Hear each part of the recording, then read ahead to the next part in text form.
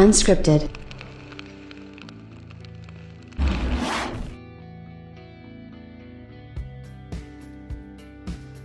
There's a bit of news going around today, and it's not exactly good news for Sony. I thought this could be a problem for PlayStation 5. A lot of people are saying that it's a problem for PlayStation 5, and you know, I feel like I should do a video on it just to sort of set the record straight and just give kind of my opinion on it, whether or not I think it's an issue, whether or not I think it's a problem.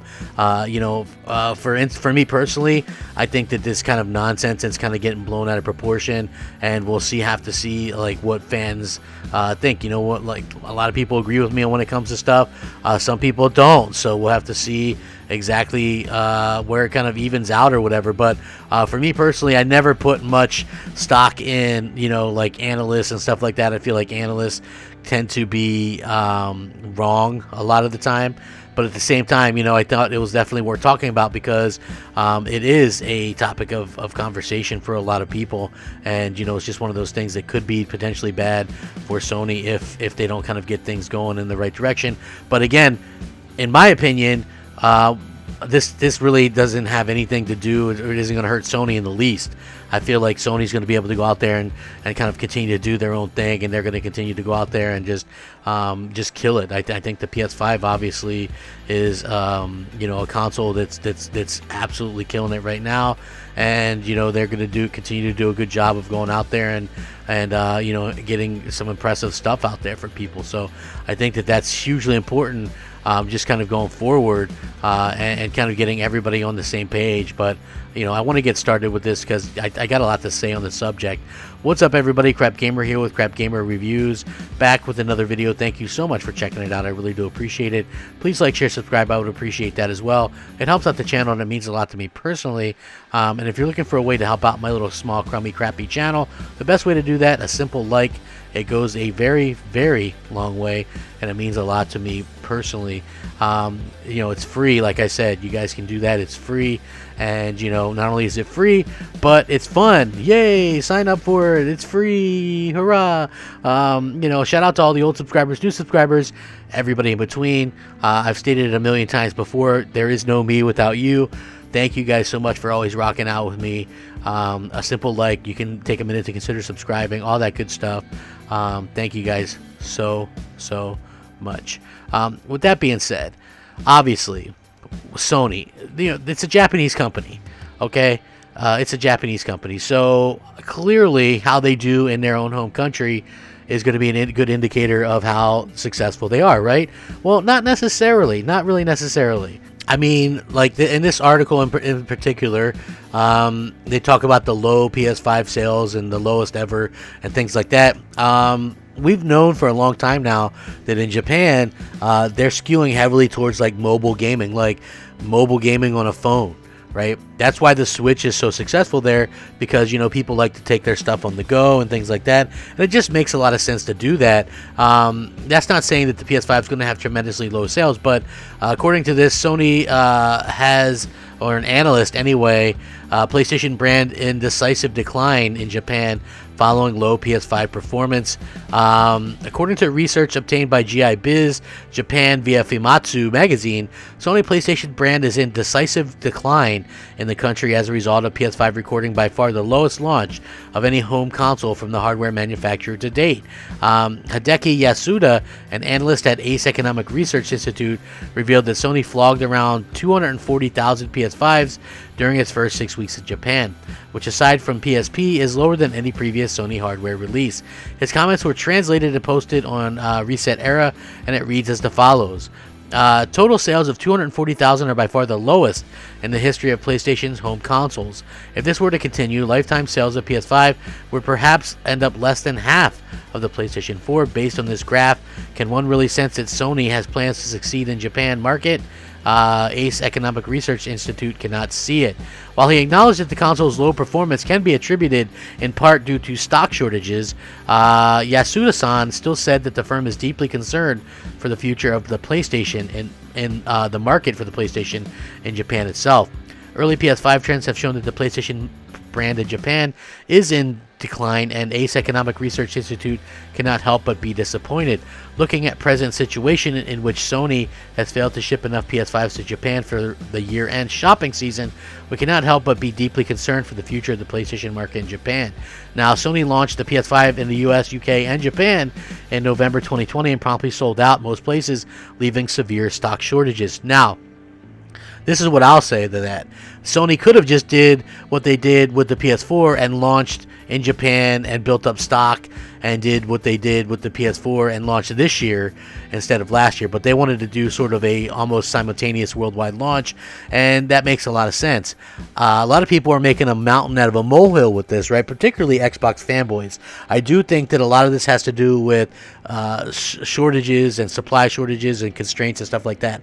Secondly, I will also say that it's probably true that, a lot of the Japanese market is in fact, going after more towards a situation with, going mobile and stuff like that. And I don't think there's anything specific that Sony did wrong or anything like that. But I'll also point this out, that according to this article that came out last year, PS4 sales only surpassed 9 million in Japan. And that was following the Final Fantasy VII remake.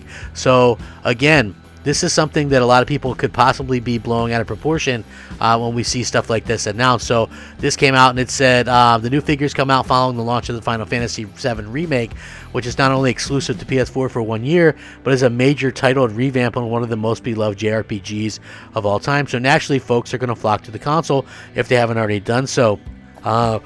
Like I said, this is coming off of last year. Famitsu confirmed that the PS4 sold 79,000 units in Japan that week, which takes its total in the country to 9.06 million, which is tracking faster than the PS3 during the same point in the life cycle too.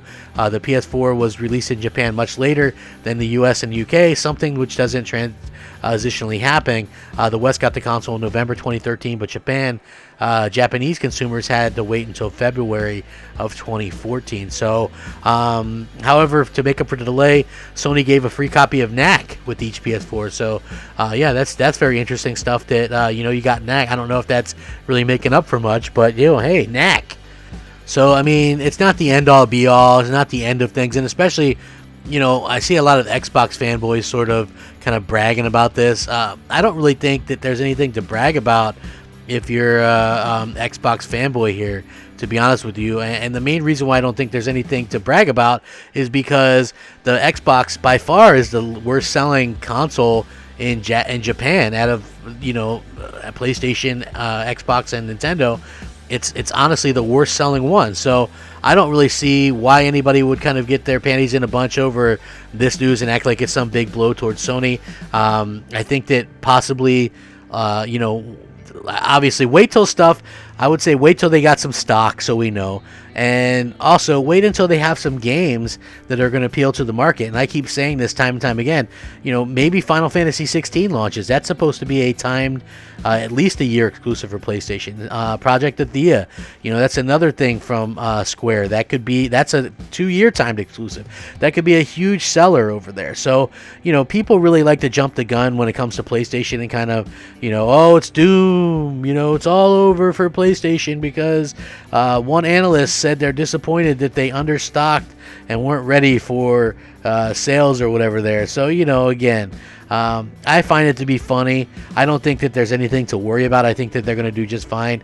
I'm more or less would be more worried with Xbox once again, like tend to sell 130 consoles a week or whatever. So that to me would be worrying, not Sony, which is having a lack of,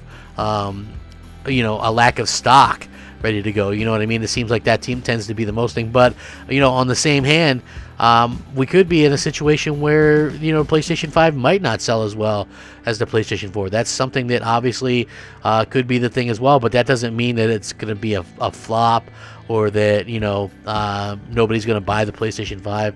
It's just, tastes change different places, Believe it or not, I know, like, a lot of I'm a kind of a gaming aficionado.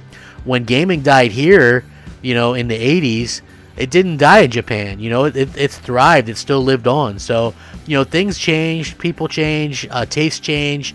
We just have to see. I just don't think that we're anywhere close to seeing the end of PlayStation in Japan.